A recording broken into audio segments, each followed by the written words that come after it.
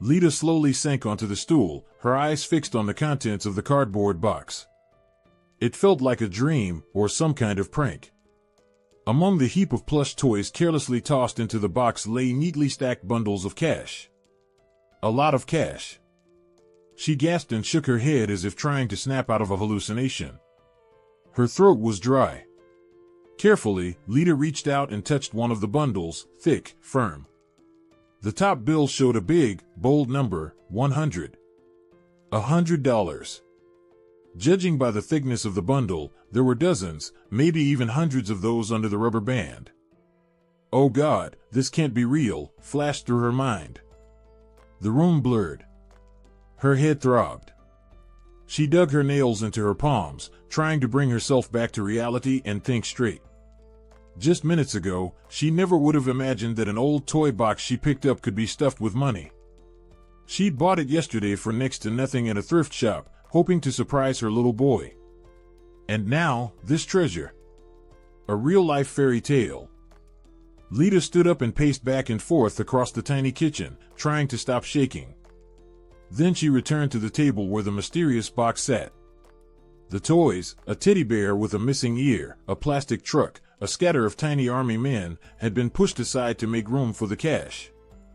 With trembling hands, she lifted the top layer of bills, wondering if it was fake. But no. The dark green bills had all the right watermarks. Definitely real.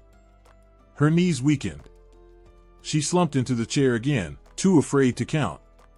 There was clearly more money here than she'd ever held in her life, and maybe more than she could even imagine when dreaming of a life without worries. Her son was still fast asleep in the next room.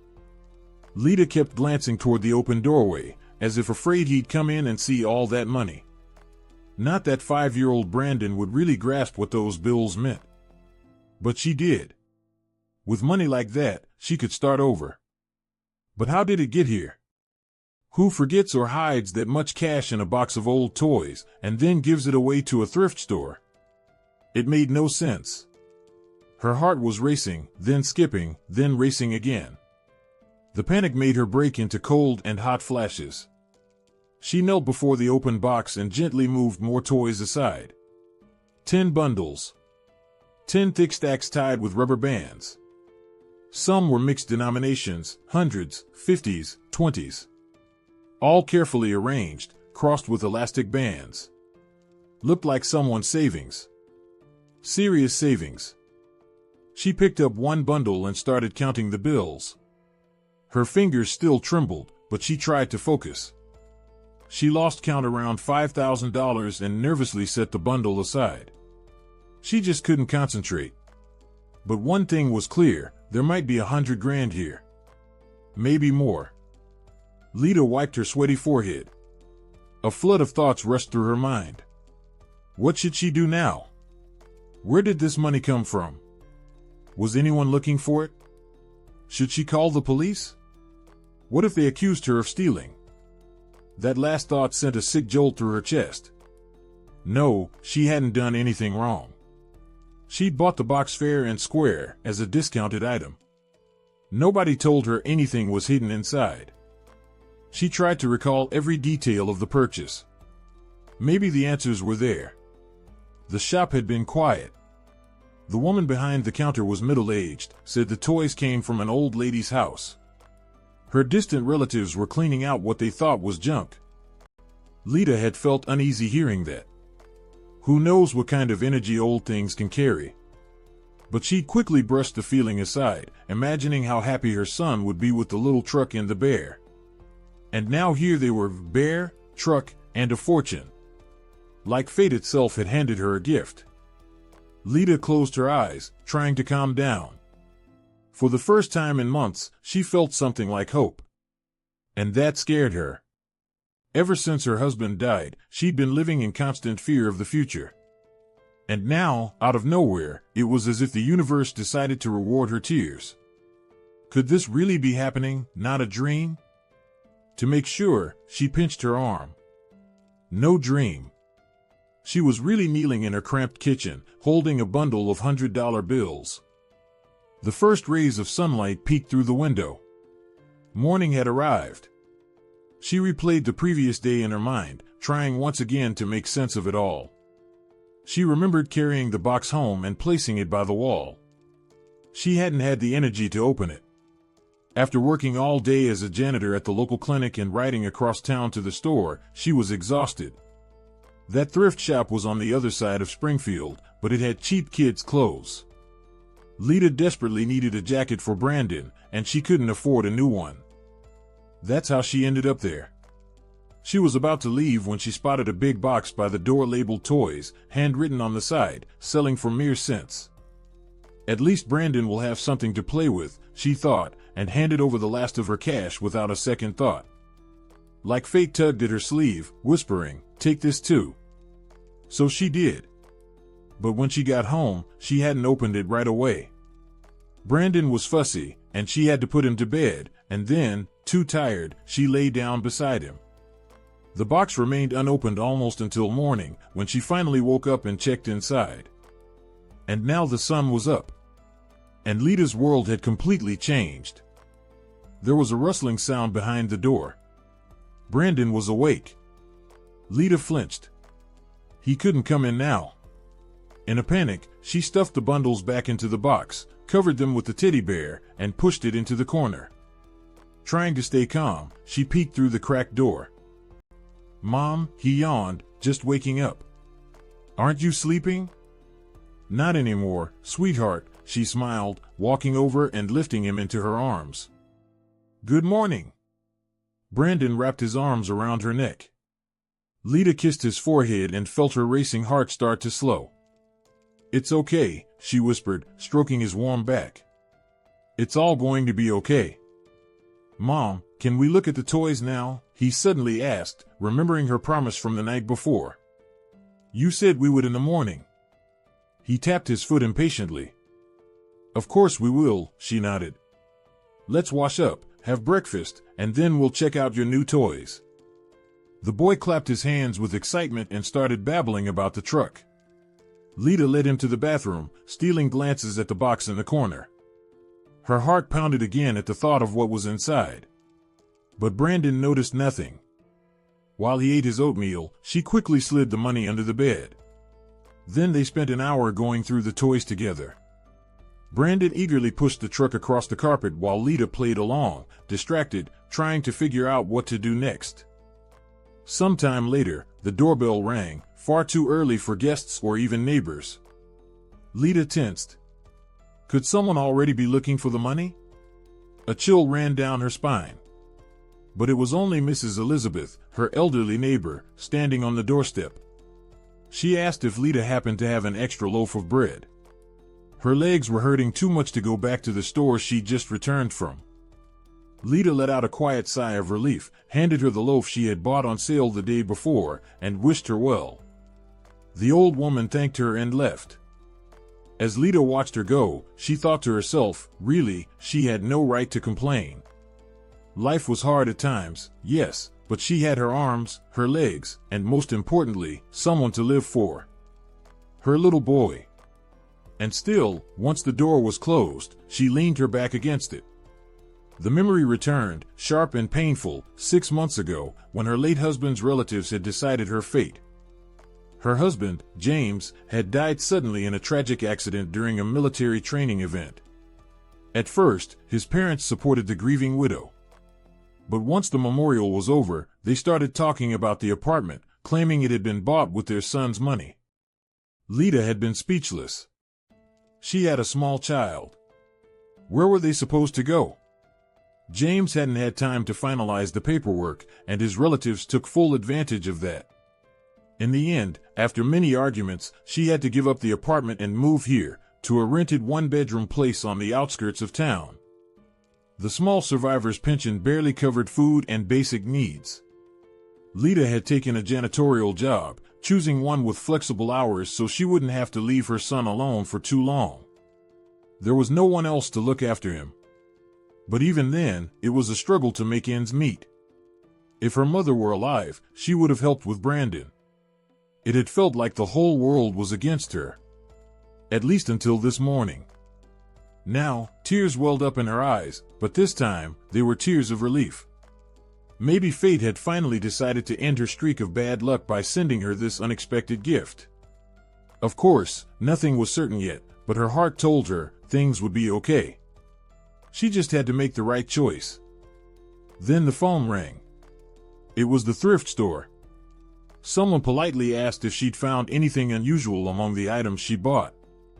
Lita's heart skipped a beat. She kept her voice steady and acted like she didn't understand the question. The person on the other end hesitated, then quickly said goodbye without explaining anything further. Lita set the phone down and exhaled, as if making an internal decision. Truth be told, the distant relatives of that old lady, whose things the store had been clearing out, probably had more than enough. If that money had really mattered to someone, they never would have let it go in the first place, or at the very least, they would have realized the mistake sooner. But they hadn't. That could only mean one thing: the money was meant for her. For the woman life had pushed into a corner. And no matter how guilty she felt, there was no other choice. She had to accept this gift, for the sake of her son's future. That evening, once Brandon had fallen asleep, Lita locked the door, took out the bundles, and counted the money down to the last bill. Her hands shook, her vision blurred, but she eventually got to the total, just over $100,000. Seeing the final number, the young widow burst into tears. For the first time, not out of grief, but from the sheer relief crashing down on her.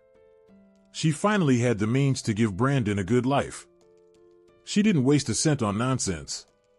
First, she paid 2 months of overdue rent to her landlord, who had been threatening eviction, but now suddenly turned polite. Then she put a deposit down on a small apartment for sale in the building next door. A month later, she and her son moved into their new place. Modest, yes, but it was finally theirs. The money also allowed her to enroll Brandon in a good private preschool, and Lita was able to look for a new job. It was easier now that she knew he was well taken care of and not sitting home alone. The principal of the school where she had once studied hired her as a secretary. Not a glamorous job, but the pay was better, and there was room to grow. She worked hard, and within 6 months she was running the school's entire administrative office. Life was turning around. For the first time in a long while, Lita wasn't afraid of tomorrow. Every evening, she rushed to the preschool where Brandon would greet her with joyful laughter. Then home, to their cozy little apartment that always smelled of dinner or fresh baked goods, and rang with the sound of her child's giggles. At night, when putting Brandon to bed, Lita sometimes found herself quietly humming a lullaby. There was peace in her voice now. No sorrow. Her heart felt light. One afternoon, she and Brandon went to the new playground near their building. There were tall slides and swings, and her son raced excitedly among the bright equipment. Lita sat on a nearby bench, smiling as she watched him. Then her eyes landed on a woman sitting a few feet away. Well-dressed, in her 40s, with a little girl playing on a blanket nearby, possibly her daughter. Something about the woman seemed familiar. And then it clicked. She was the cashier from the thrift store. The same one who had sold her the box of toys. Lita's heart skipped a beat. There was no doubt, those beaded earrings, her hairstyle, her face. She wasn't wearing her work uniform now, but it was definitely her. Without knowing why, Lita stood up and walked over to the other bench. "Hi," she said nervously. "You probably don't remember me. But we met a few months ago at the thrift store on Main Street. I bought a little jacket for my son, and a box of toys." The woman raised her eyebrows but didn't look surprised. On the contrary, there was a spark of recognition in her eyes. Then she smiled warmly. "Oh, that was you. Of course I remember. You used to come in often. How are you? Did the jacket fit your boy?" "I'm doing great, and the jacket worked out just fine too." Lita nodded and sat down on the edge of the bench. She could hardly believe she had just run into this exact woman. "And how was the box of toys?" "I hope it didn't disappoint," the woman continued in a polite, almost refined tone. The previous owners were looking for something in it quite frantically. "My son was very happy with the new toys," Lita managed to say, feeling her cheeks flush with heat. It was clear the comment about the box wasn't casual. Both women understood each other without spelling it out. There was a pause. The woman glanced over at the playground. Brandon had just turned toward his mother and shouted loudly, "Mom, look at the sandcastle I made." Lita praised him, and the little boy went back to playing. The woman, likely the owner of the thrift shop, nodded and said, "He's a sweet boy. Full of life. So, he's yours?" "Yes, mine," Lita said, sitting up straighter. Suddenly, she felt the urge to tell this woman everything. But perhaps she already knew. She probably understood exactly where the money had gone, and that it hadn't been about greed, but desperation. "You know," Lita said slowly, "things were really hard for us back then. And those toys helped us a lot."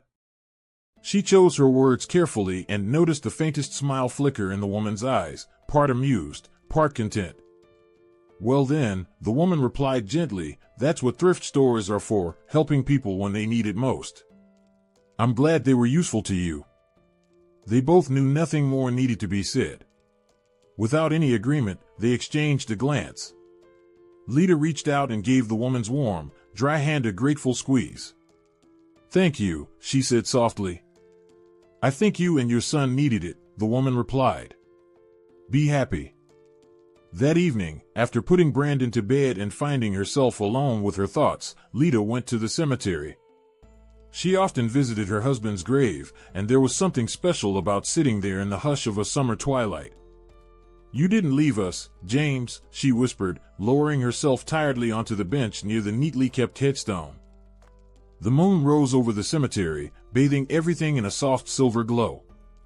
Lita stood by her husband's grave, staring at his name carved into the cold stone, and didn't feel pain, but rather a strange, warm peace. "It's like you helped me," she thought quietly, almost like a child. There was no other way to explain this unexpected gift from life. Or maybe, just maybe, sometimes the pieces do fall into place on their own. She ran her hand across the headstone and whispered under her breath, "Thank you. For everything." Her heart felt light. For the first time in so long, she wasn't afraid of tomorrow. The fear, the debts, the pain, they were gone. Everything would be okay now. Life really could surprise you sometimes. And maybe, just maybe, when you don't give up and keep pushing forward, help comes. Not always from people. Sometimes, it feels like it comes from somewhere higher.